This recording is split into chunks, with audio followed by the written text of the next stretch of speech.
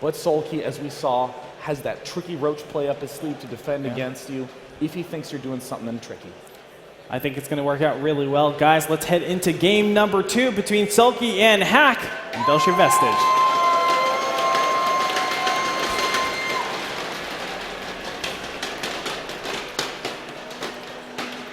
Spawning in the top left-hand corner, narrowly standing here today, 1 game away from the round of 8. From Ungen Stars, it is Soulkey!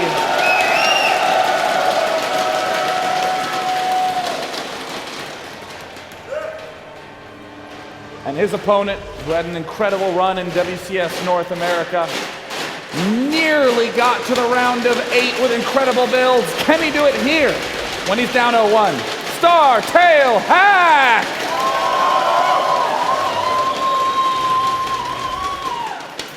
I mean, to think that Hack was 1-1 with MC, was inches away from winning, and just 2 storms sent him down to lowers, and now he's on the verge of elimination, Andre. But this is probably where he's best. You know, he has 1 game in him to really understand Soulkey's style, and now he can make the necessary preparations. Right? He knows how the beginning stage, I mean, think, he lost 2 Hellions at the beginnings. He lost actually 4 Hellions, excuse me. Yeah. So that Blue Flame Hellion attack could have been much stronger if he just had everything together. At the same time, he knows that Soulkey likes to switch over into Zergling Baneling after roaches. So that might be a little bit of a weakness there when he's looking into it. He saw he saw him do that against Pult already, and now he does it a second time on Frost. That means it's not limited to a map. So I think Hack has great understandings of how Soulkey is going to play this out. He will be able to make the right adjustments. Already we're seeing Soulkey's good preparation, sending 1 drone all the way out to say, hey, if you're going to go command center first, I'm going to go 3 hatch first. Boom. What is Hack's answer going to be? It's got to be an aggressive one or an extremely passive one. Soulkey's opening is going to decimate virtually all the regular plays. His SCV scout will be able to see this coming perfectly timed right before normal queen timings pop out. So once he sees, hey, no queens are there, your spawning pool is really late, he will know that it's 3 hatch. Normally, to respond against this, when you're going command center first, you're throwing down a very quick command center directly after that, and also doing it before. There's a supply depot timing that you're supposed to get. You actually don't get it. Instead, you just don't get any defenses. You just try to get all your tech out and all your economy out at the same time. Hack knows what he's looking for. He steps in, and there it is, an unfinished pool. He's going to beeline to the 3rd base, look for what's up. Single Marine going to repel the Overlord. So I mean, like, now in this position, Hack knows what's going on. He's aware that there's something kind of cheeky. He's going to spot it. How does Hack answer? Upgrade. Find out. I mean, he is known to do just double barracks after this, too. I mean, he is the aggressive Terran, one of the most aggressive Terrans that we have, I think, over here. And an SCV, or a double SCV, is not looking like they want to go make double barracks just yet. So I think we're going to just see a command center right as he accrues 400. There it is. It's a very efficient way of doing it. He's not going to include it in the wall, though. That's a little bit surprising to me. You know, I think that Hack is counting on the late Zergling speed from Soulkey. Generally, when Soulkey does this, we're going to see something a little bit roachy, unless Soulkey can get an excellent read. So this command center is in one of the most difficult to read locations for an Overlord. So I expect Hack to begin throwing down a lot of barracks very quickly, a lot of upgrade centers, and begin powering up much more swiftly than a usual 3-basing player. And this works out so nice too, because it's not just this extra fast command center, but also he doesn't have to make so many supply depots to cover the wall. He's not expecting some sort of all-in, so he's throwing down his barracks much faster. He's not getting a bunker. All this opportunity cost that could have been defenses don't need to pop up anymore, and he's just getting a much faster infrastructure. Yeah, there it is. 3 barracks going to be done right away. He's beginning to get stim as well. He's going to have a fantastic economy and can probably still even throw down those 2 engineering days at 7 minutes. It's going to be toe-to-toe with Soulkey on upgrades, most likely. Things look good. Very standard game coming out of these 2 players so far. 4-Day Harvesters is 28, but you look at the income tab, there's probably going to be a Terran lead pretty soon here, as the mules are going to come into effect. Well, only 2 drones have fallen right now, and one of the Hellions is bound to fall in a few seconds as well. Ooh. Some nice roasts. Whoa, this is getting to be a real value town here. I love this Hellion attack. A lot of people wouldn't do this, but the first 2 Hellions are able to get in. Metabolic boost timings do not exist, so they're pretty safe going up there. Once you see what the gas counts are, exactly what your opponent is capable of, evolution chambers, roach warrants, anything like that, you get to find some relative means and really see where you're at compared to your opponent. There's the double Evo chamber. No double engineering bay yet for Hack. There they go down. Still reasonably early. Yeah. 4 Hellions on the field. This Marine medevac attack is, as you say, going to be coming a lot earlier than usual. It's going to be striking around 9 minutes when normally you'd be expecting it more like 10 minutes. We don't see a roach warren. We don't see a baneling nest. Uh-oh.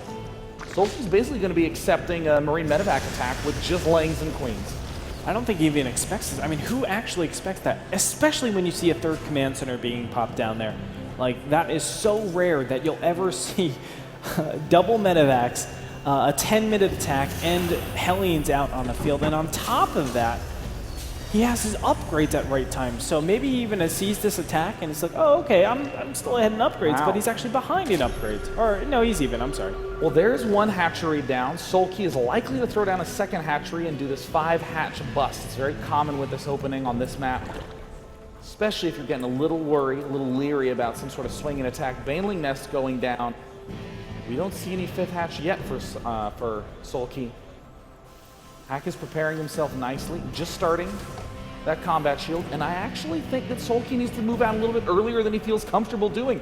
This is a big window of opportunity. 32 Lings are going to make their way down to the bottom side. Uh-oh, catching the Marines off guard. And Stim is going to go down here. Hellion's going to track the reinforcements, but it looks like the Marines get overpowered. That's a big advantage for Soulkey. Now no longer Hack has that really powerful attack in conjunction with those medevacs. Soulkey is the one player who can defend a massed Stim Hellion attack with just length. Mines coming up, armory, but is it going to be enough? 2 attacks going to be en route. Soulkey's Baneling counter, and of course, Hack's Marine Hellion medevac push. It's still pretty good for Hack, though. I mean, creep spread isn't that great just yet for Soulkey. Now let's see if these Banelings can do anything. It looks like he's just going to bust the bunker. Nothing of too much value. Not a big fan of that. And in the meantime, there is that attack in the top right-hand corner that gets thwarted. Another round of Banelings pop in here. And won't be able to do too much. Just a single SCV and a Marine. Kind of funky series of trades. No big deals had on either side. Hack burrows the burrows the mines. Connection, not so great. Soulkey is having like lifelike link control right now.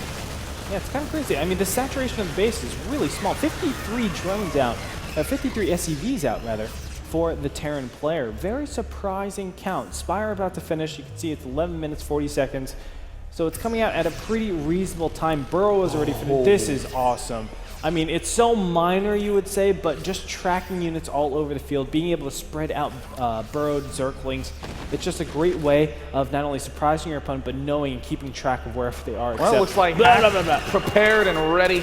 Only 3 Lings remain. Easy to finish the rest of that off. Hack is going to be going for kind of an uncharacteristic drop and split play right now. It looks like he's trying to exploit the fact that Soulkey should be behind on his layer tech right now, but is going to actually arrive right as the Mutalisks finish. There's Zerglings, there's Mutas, there's everything Hack doesn't want to see. Soulkey, the so solid Zerg, just ripping down this push.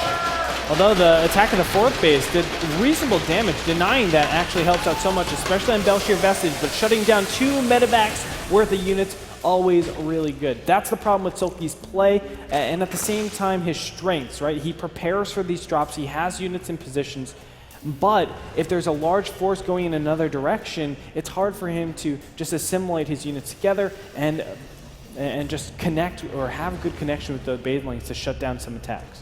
I really don't believe it. This is such an incredible play from Soulkey, who's suddenly gone from the defensive to the offensive. Wait, what? 8 Mutalisks out on the field right now? It looks like Soulkey has found an opportunity and is going to take it. Banelings are going to get wrecked, and Hack has to be careful. Great micro from Hack. Oh my God! He doesn't lose Unreal. any of his Marines. Perfect micro. What?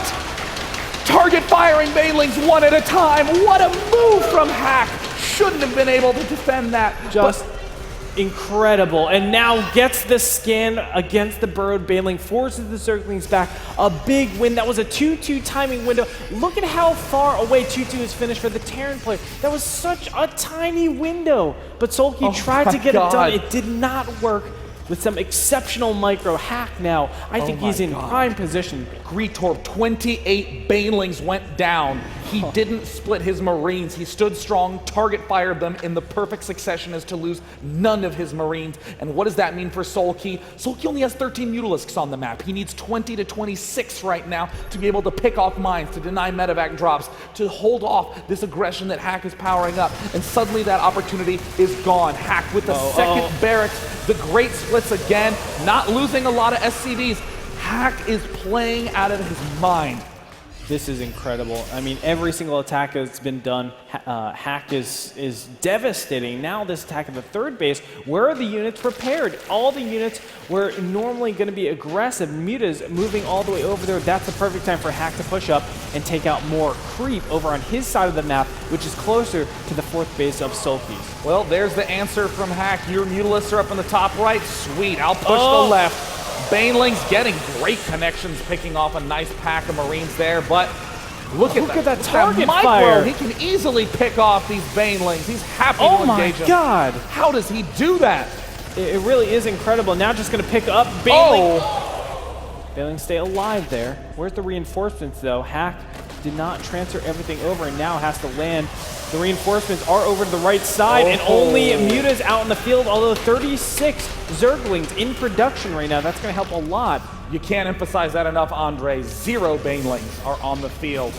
Hack has the opportunity to crush the third. Soulkey desperately needs to keep this alive, and he knows it. He's attacking without the Banelings at the front yet. It's going to all come down to these control, these queens. Can they help turn the tide? Oh no! Late Banelings are still on time. Picking off that pack of Marines. Soulkey stands strong on 4 base.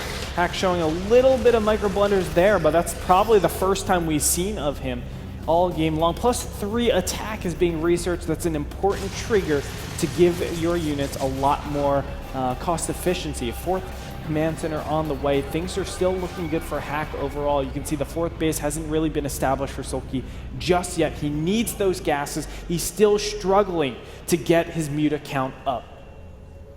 This is just a crazy series of control miracles on both sides. Hack's ability to pick Banelings without mines, Soulkey's ability to get the Banelings where they need to be after everything's on the ropes, and here's the counterattack that might lock down Soulkey's lead. But no, a great lift. Some SCVs get killed off, but at the cost of a lot of Banelings. Yeah, it's quite all around, but this double drop, look at how far away the units are. He could probably take down this hatchery. But no, Zerglings will sprint into position. There are the Banelings and Mutas right behind there. It looks like this drop will get taken out. Oh no! Oh, the full medevac narrowly escapes. Continuing to distract. Nice. And what a distraction it is. Everything getting into position for Hack, who's advancing, accepting a lot of the Banelings onto the Marauders, but the Mutalisks, where are they? At the wrong side of the map. The Baneling count's just a bit too high. Mutalisks are going to sweep in, eat a fat mine shot. There's still a lot of units around the corner. Banelings are being merged as we speak, so he will have added defenses. Hack knows he needs to back up from here. He's been on relatively low economy for quite a long time. 62 harvesters, that's it. He still hasn't taken his 5th and 6th gases. Normally, well, look at that gas bank. You can see he hasn't been going that many, well, I would say, I don't know, why does he have so much gas?